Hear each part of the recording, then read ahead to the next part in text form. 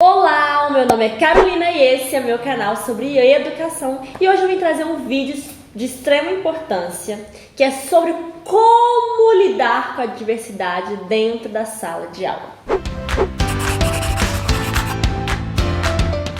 Para quem lembra aí dos últimos vídeos, eu tava aqui com um caderninho na mão, fiz todo o meu roteiro, para explicar para vocês, mas abandonei o caderno, estou agora aqui na tecnologia. Então, vamos conversar um pouco sobre como lidar com a diversidade dentro da sala de aula. Porque a gente sabe que quando a gente pisa lá, a gente vê crianças de inúmeros jeitos e formas e pensamentos e personalidades. E nós, como professores, devemos lidar com essas diferenças, com essa diversidade. E trouxe aqui alguns pontos importantes para serem identificados e trabalhados, ok? Primeira coisa que você tem que fazer é identificar que existe realmente uma diferença dentro da sala de aula, seja econômica, cultural, social, Independente se você está numa sala da escola pública ou da escola privada, vai ter crianças aí com as suas diferenças, socioculturais, emocionais, socioeconômicas, certo?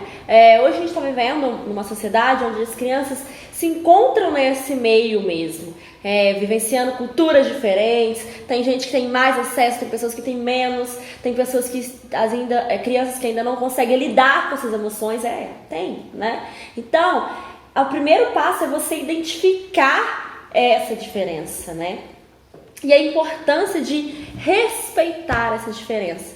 Porque a gente está muito preocupado também que na sala de aula as diferenças mais gritantes assim são as pessoas com deficiência. E não é só as pessoas com deficiências que são diferentes, Todos têm a sua diferença. A sala não é homogênea, Não é igual um bolo que você pega todos os ingredientes, coloca, mistura tudo e vira uma grande massa única, uniformizada e homogênea. Não é. A escola de aula não é essa receita de bolo que você faz e todos vão ficar da mesma forma. Não, porque tem outras vivências na sociedade, na casa, na internet hoje em dia, que contribuem com essa diferença, E aí, o que acontece? Quando você identifica essas diferenças, você tem que contribuir para que este ambiente seja um ambiente que inclui essa criança, independente se ela tem uma deficiência ou não, porque eu não estou falando aqui especificamente de uma deficiência, estou falando de crianças que são crianças que têm suas questões, certo? E essa sala de aula tem que incluir o aluno, seja qualquer aluno. E um dos exemplos que eu gosto de dar, que eu faço na minha sala de aula, é que, por exemplo, eu não sou aquele tipo de professora que faz o ajudante do dia. Eu acho que isso é legal, interessante, mas eu observo muito a sala de aula e percebo aquela criança que naquele dia você precisa que ela esteja mais ali próxima de você, que você inclua ela mais na sala de aula.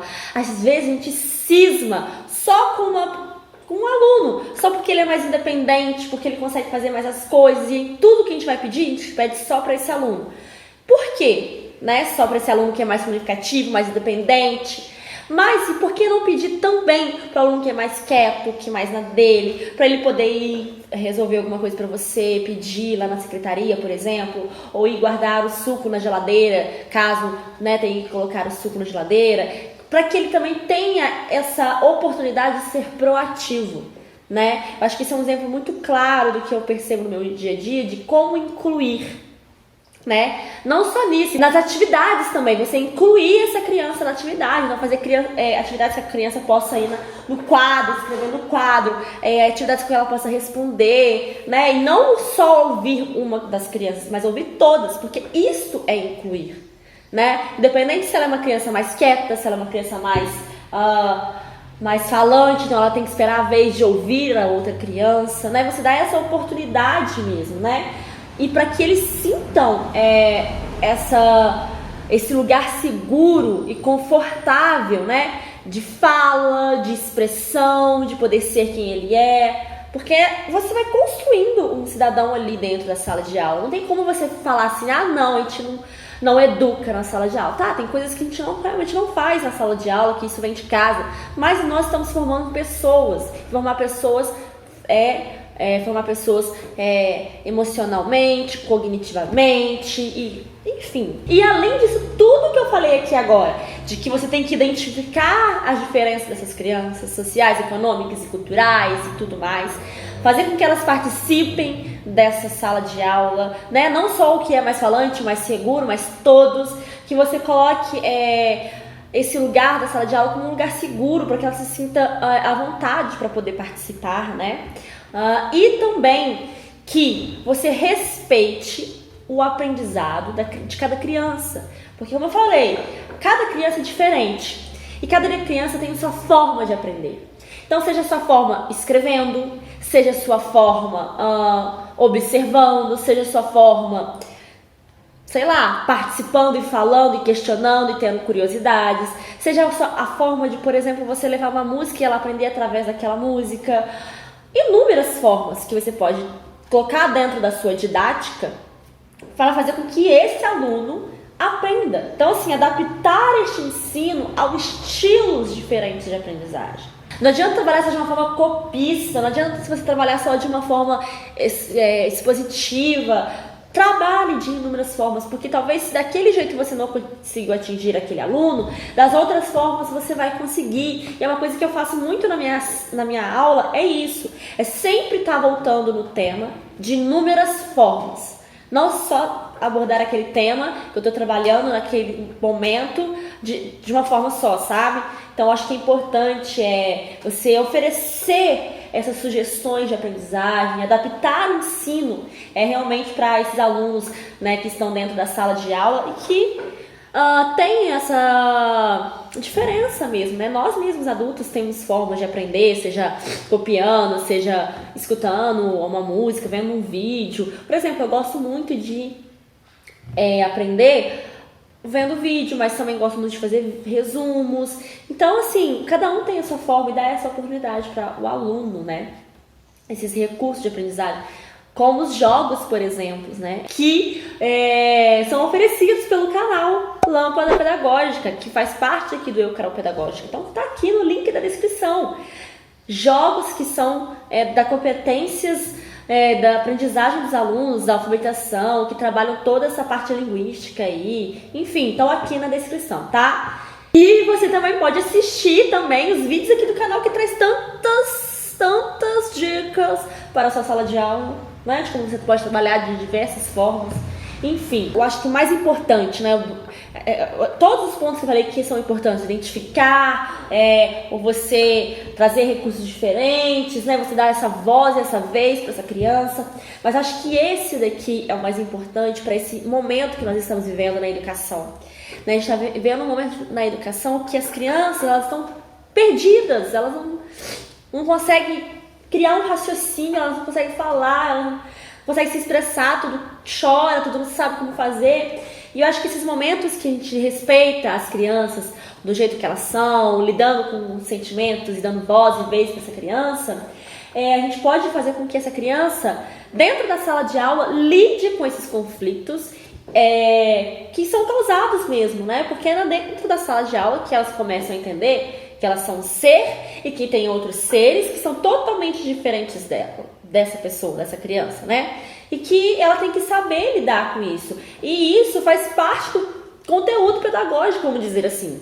Não é só você ensinar 2 mais 2 é 4, ou que B mais A é Bá. É você também parar às vezes a sua aula e conversar sobre um assunto, sobre algum conflito que está acontecendo, sobre alguma diferença que tem entre as crianças, que seja cultural, econômica, social, que é importante. E inúmeras vezes eu já tive que fazer isso dentro da sala de aula. Às vezes eu quero dar uma atividade e eu não consigo porque eles estão discutindo sobre alguma coisa que eu, como adulta que sou, tenho que resolvê-los para que eles cheguem num consenso.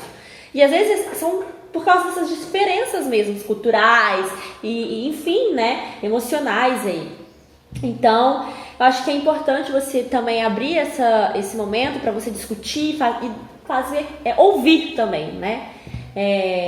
Essas crianças, o que ela tem para dizer, porque elas têm muito para dizer, ok? Então acho que é isso que eu quero dizer nesse vídeo, né, sobre diversidade na sala de aula. E aí, o que eu quero que vocês façam?